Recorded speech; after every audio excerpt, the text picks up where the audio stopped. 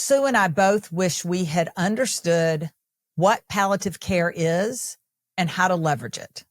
So today we are talking with Dawn Kolderman. She's a registered nurse and senior clinical director of palliative care services at Avow. And we're talking about just that. What is palliative care and when should you call it in? We're sharing 4 tips. Welcome. We're Sue Ryan and Nancy Treaster. This podcast brings our years of experience in a variety of family caregiving roles to prepare you to navigate your caregiving journey. We're sharing our personal experiences, not medical advice. And because it's our passion to support you on your journey, we believe no topic is off limits. Let's get started.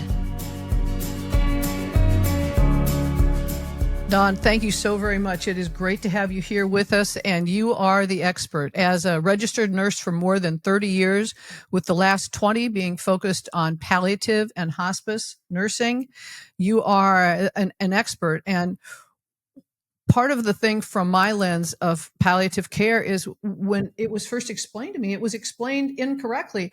I never took, and Nancy, you've said the same thing, neither one of us ever took advantage of all the great things palliative care has to offer. We don't want that to happen to anyone else. And so we want you here today to be able to share with us the different kinds of really valuable care that palliative care provides, and to eliminate what is so common, which is a misunderstanding about what palliative care actually is. So this leads us to tip 1, which is, Dawn, what is palliative care? Well, first, thank you both for having me here today. And, I'm really honored to talk about a real true passion of mine. And that is helping individuals at the beginning of their journey be prepared for their end of their journey. And that's kind of exactly what palliative care is. So in a nutshell, palliative care is a level of care based upon a holistic approach to a life-limiting disease. Okay. So generally, individuals will say to us, well, I don't have cancer, or I don't have a significant, cardiac event or anything that's going on. So, what is palliative care going to do for me? So palliative care, again, is for any life-limiting disease. Of course, a cancer diagnosis, a cardiac diagnosis, pulmonary diagnosis. But more frequently these days, we're talking about dementia patients. So dementia is a life-limiting disease.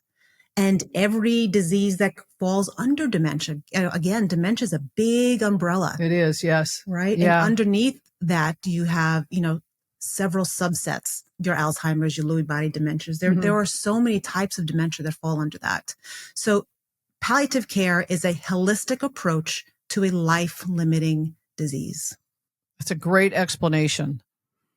And then when we're talking about it, what are some of the differences then between palliative care and hospice care? And that's a great question, Sue, because people often will use it incorrectly.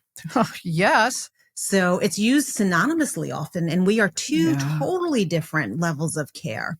Palliative care patients, again, are at the very beginning of their journey. So they are still seeking aggressive treatment. They are seeking curative treatment. They're seeing all of their providers. They're going to their primary care doctors. They're seeing their specialists, for example. Whereas your hospice patient is generally at the end of their journey. They are no longer seeking aggressive treatment, and they are really seeking comfort care, towards the end of their life. And that is the main difference between the two.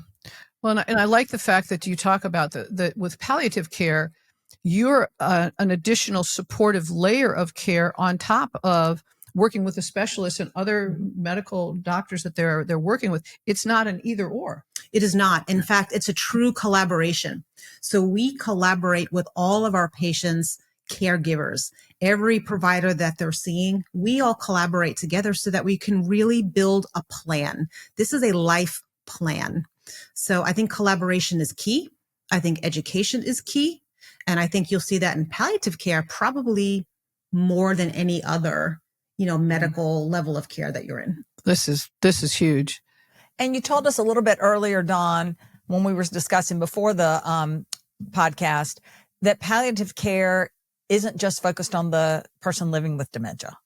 No, it It is not. In fact, of course, we take care initially of any immediate needs that the patient has, but it is really focused on the caregiver. It's focused on caregiver burden and stress, and how can we help them help themselves to take care of their loved one. Thank you. And that takes a team. It's not just one individual. So when you are on palliative care, you're part of a team, and that team consists of a medical provider, which could be an advanced practice registered nurse or medical doctor. It also consists of an RN. It consists of a nurse navigator whose role is to make sure that you have whatever you need from community resources. It also consists of a social worker, a licensed clinical social worker, and he takes care of the psychosocial needs of the patient and family. And then, of course, a chaplain, because the chaplain is a really key feature to, really help with some existential or spiritual, issues that are going on. All of that sounds like something I missed out on. Sue, you as well? Oh, completely. When I first talked with Dawn and got clarity on it, I felt sad for my care receiver, and I felt sad for me that it had been explained incorrectly, and neither one of us had the opportunity to take advantage of it, because, it would have been very helpful for me and also for my care receiver. Exactly. So we don't want that to happen to anyone else. So let's talk about tip 2, which is to actually call palliative care in. So let's start with how you'd find a palliative care organization, and what do you need to actually call them in? Do you need a referral from a doctor, or, how do we go about this? Because it sounds like that's the first thing we should do. So we really want to see patients very early in their diagnoses. So once the patient is seeing, say, a neurologist for a dementia patient, or maybe they're not even seeing a neurologist yet, but their primary care doctor and the caregivers together, their team have noticed that there's been some changes, cognitive changes. And they can give us a call directly. You can self-refer. Sometimes the physicians will refer to us, but we want to get them early in that diagnosis, because the earlier that we can see the patient and the caregiver, the more support and help and education that we can offer them. So again, we get our referrals from a variety of different modalities. You can self-refer. We get them from primary care doctors, specialist office, hospitals, memory care centers. We are very fortunate in Southwest Florida that we do have some memory care centers here that we do get, quite a few referrals. And honestly, it's boots on the ground. People know us. We've been in Collier County for 43 years. They know that Avow is there for the community. So we do get quite a few self-referrals almost daily, quite honestly. And again, earlier the better. Hey, Dawn, quick question. Tell me if this is right or not. My perception is that most palliative care organizations also have hospice. So when it's time for me to make that transition, I could stick with the same organization. Is that true? Yes and no. Many hospice organizations also have palliative care. So it's a natural progression at some point from palliative to hospice. Okay, wonderful. So we can either get references from friends or do our own online research to find the ones in our community. At least when it comes to hospice, I did a lot of referring, looking at customer reviews and things like that. I assume it's a similar process here for palliative care? Yes, absolutely. You can look up in your area or your region where there is a palliative care organization available to you. Many of them do offer some telehealth services and things like that. I can't see why any of them wouldn't be willing to speak to anyone on the phone, just to give them some advice or give them some leads, in the area. I think it's also important to look into your community at those memory care centers or at some of the local assisted living facilities, because many times, I can speak for myself only, we go out into those communities to do presentations. Okay. It's very important to get that education out. If they're not getting it from their care providers, or if they're living in a facility where maybe they don't see a provider as often, it's important that we go in and do presentations to them just to get the word out. Community education. Yeah. And a lot of palliative care providers do the exact same thing for the sole purpose of education. Good. Well, Nancy and I both have recognized that so much of the care we gave, especially for our husbands, were so much more than the physical care of them in the diagnosis. And, I wish I had known about palliative care because it could have lightened my load so significantly and saved me from asking a lot of questions or a lot of different frustrations. So let's talk about in tip 3, like when to call in palliative care and what the goals of palliative care are. So we recognize when to start on that journey. So early in the diagnosis, of course, is the best. Upon the first initial visit, which about 70% of our patients are able to visit us in our clinic. We have an on-site clinic, which is wonderful. And then, of course, at that point, they get the benefit of meeting the entire team when they're there. But we will go to a patient's home, whether it be their private residence, if they live in a facility, we will meet them there if they're unable to come to us.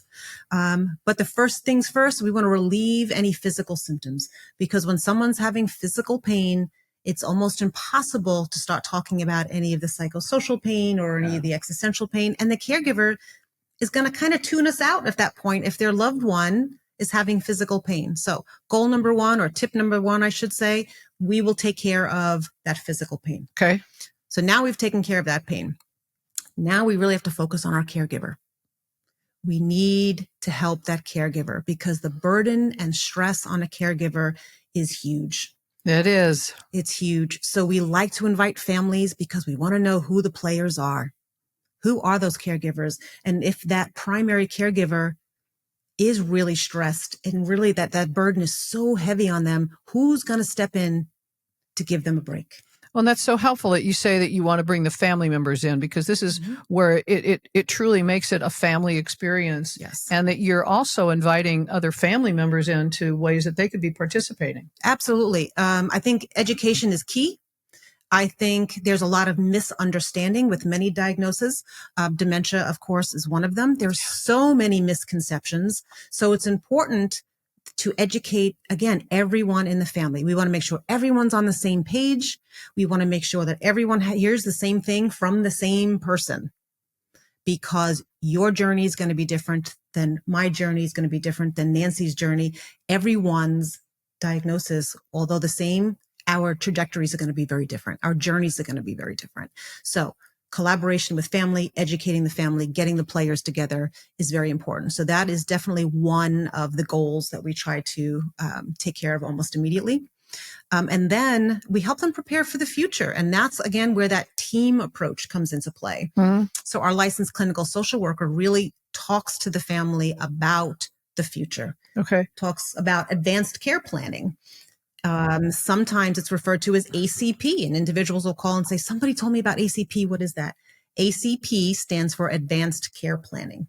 And it sounds like when we're using palliative care and starting this so much earlier in our journey, that we've got so much longer a runway to do the planning. Oh, absolutely. Okay, but what is the planning? I don't understand. Advanced care planning is the opportunity to sit down with the patient, the caregiver, and the family.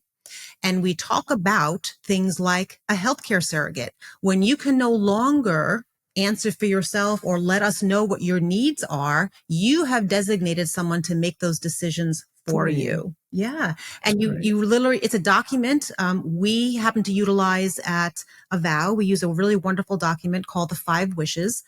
And it is a booklet. And it really consists of things that you may take for granted, like simple things like account numbers, passwords, things like that tend to get tossed aside or stuffed in a drawer. And when you need them at the last minute, you can't find them. So it's on that document. It talks about who you want to make your decisions. And it's a great idea to have a primary and a secondary. Well, that's a good idea. You should always have a secondary because life happens and things happen, right? Do you want artificial nutrition at the end of your life? Do you want to have artificial, ventilation? Any music that you want to play at your celebration of life or at your funeral? Do you want to be buried? Do you want to be cremated? Now, these are not dinner conversations. No, they're not. Right? They're not. But when they're facilitated by a third person, like narrator, like our licensed clinical social worker, people start to laugh and they start doing these life reviews and they laugh and they joke about it. And, you can even put in your 5 wishes who you don't want at your funeral. But these are important conversations to have while your loved one, especially with dementia, is able to have them. Yeah. Because you want to listen to them. It's their voice that you want to listen to. So advanced care planning really is multifaceted. It's talking about some of the financial things. It's talking about some of your end of life medical planning. It's talking about funeral arrangements. And then you put it away. You make sure your attorney or accountant, of course, takes a look at it. You make sure there's a copy of it, give it to your caregivers or your loved ones, and then put it away for now. Well, there's a lot of peace of mind with it that you're not going to be coming to a medical crisis time and not have considered some of these things. So you've got a long pathway for it. And I also say it's a gift. It is a wonderful gift for a patient to give their family I've done this. I've taken care of this for you. There's nothing worse than seeing patients at the end or families at the end of someone's journey that didn't do this. One of the things I think about what you're talking about that's so helpful is, as a caregiver, I didn't know what it was. I didn't know. And a lot of the reason Nancy and I are doing this podcast is we're giving answers to questions people don't know. And what I'm hearing so much of in palliative care is you're giving answers early in the journey to questions people don't know and that they don't want to have to be blindsided by later in the journey when they all of a sudden have to make a decision, especially something that's an emotional decision or there's some complexity into it. So all of this is just sounding more and more valuable as we move on. It is not a one visit task. So we may have the social worker will start the conversation. Now we know they're not easy, and we will give the patient and or caregiver this 5 wishes book or just some information. If they're a veteran, we have specific information for veterans with dementia. We have, there's a very specific documentation for a Native American with dementia. So we give the proper documentation to whomever needs it. And then we say, we're going to see you again in 30 days. Come back next month, speak to your family, speak to interested parties, speak to the extended family and bring it back. And we're going to talk about it again. We don't expect it to be done in one visit. We don't expect it to be done in the first few months. We understand it's difficult. But what's happening here that I'm really liking is often if it's a parent, this is a difficult conversation for a child to have with a parent. Let's talk about your end of life planning and let's talk about, all of these things that we're talking about in your advanced care plan. Your initiating conversation that needs to happen, chances are the child knows it needs to happen, but it's difficult for them to be the one to bring it up. So if palliative care is bringing it up and we have a booklet, great. Now let's go through the booklet because we need to have made these decisions or at least talked about these things before we show up for our next visit. So I love it. Yeah. And it's something that can change. So keep in mind, this is not a document that can change. It is not written in stone. And we understand, change. What we notice here in Southwest Florida, and I'm sure in many other parts of the world, is that we have multiple generations of families. So we sometimes have, his, hers, and our children, right? Sometimes there are no children, but we have extended family that have stepped up. We have nieces and nephews and cousins and aunts and uncles. So the family unit in and of itself is very different and very personal to everyone. And it's important to get their collaboration. It's important that we're all on the same page early. Well, that's very good.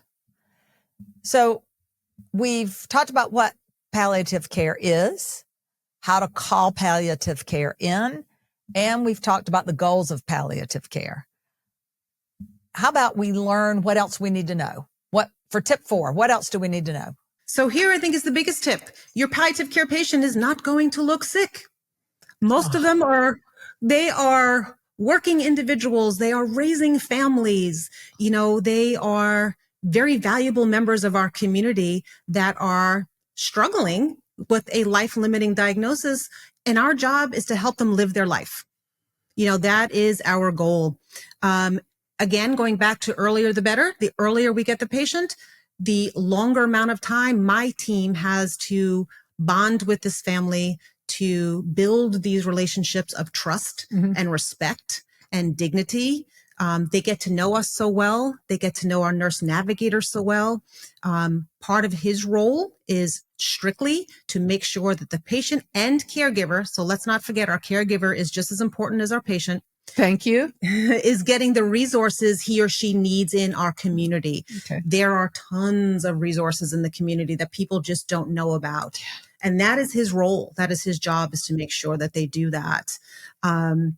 People will ask, well, how's it paid for? I don't have insurance, or I'm strict in my finances. I don't have a lot of money. How does this work? Medicare, it's covered under Medicare Part B, like boy, like any other doctor's office visit would be covered. Also, private insurances do cover palliative care. Medicaid covers palliative care. But we also never want a patient not to come to us because they don't have the ability to pay.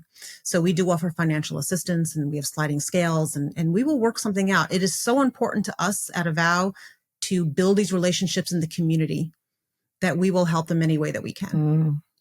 One of the other things you've talked about that is so powerful in my heart is the children who are involved in Yes. the dementia experience and how palliative care supports them. Yes. Talk a little bit about that. Sure. So what we're seeing now are multi-generational families living under one roof. Mm-hmm. So sometimes you have adult children taking care of their parents who may, or, have dementia or any other life-limiting diagnosis. But specifically dementia, I think, is where it's so important for children. They don't understand the dementia journey. They don't understand why Grandpa knew my name this morning, but why is he calling my mom's name this afternoon? And, why was grandma trying to escape from the house, every day? So it's so important to include the children. So we have a wonderful program at Avow called Avow Kids, and we collaborate with some memory care centers to do some seminars. We're doing one this in August in a couple of weeks, and it's focused on bringing all generations together under one roof and really learning how to communicate and helping those children understand. They can understand. So telling them, oh, that's just how it is, or, that's not the answer. You need to educate them, and they will understand, and they'll become a part again of that family to help support the caregiver. That's so powerful. Wow. Anything else? Let's see. I think, again, let's go back to that collaboration. Let's go back to being an advocate. Mm-hmm. Speak up for yourself. Speak up for your loved one. You are their best advocate. If something is a burden for you, Yes. we need to know. Don't let it boil over. It's very important to speak your mind, be the advocate for your patient, be the advocate for yourself. And I think it's so great from what you're explaining about the palliative care is you're the person to go to when you've got a question that you just really don't know. You don't have to try to get an appointment with the doctor necessarily. No. There are things that you would obviously go to the doctor for, but for some of the other things that come up, you're a source of information and obviously a tremendous amount of peace of mind on the journey. So that, and I think from the amount of health that we have, reduction of stress is completely significant with that. So there's a lot to that. So how do listeners find you? We know we're in Southwest Florida, and Avow is here in Southwest Florida, and our listeners are from around the world. How do they find you if they're in this area? And then also, how do they find out about palliative care? Sure. So if you are in the Southwest Florida area, or even out of the area, you can look at our website, which is avowcares.org. We have a wonderful landing page that says dementia care on it.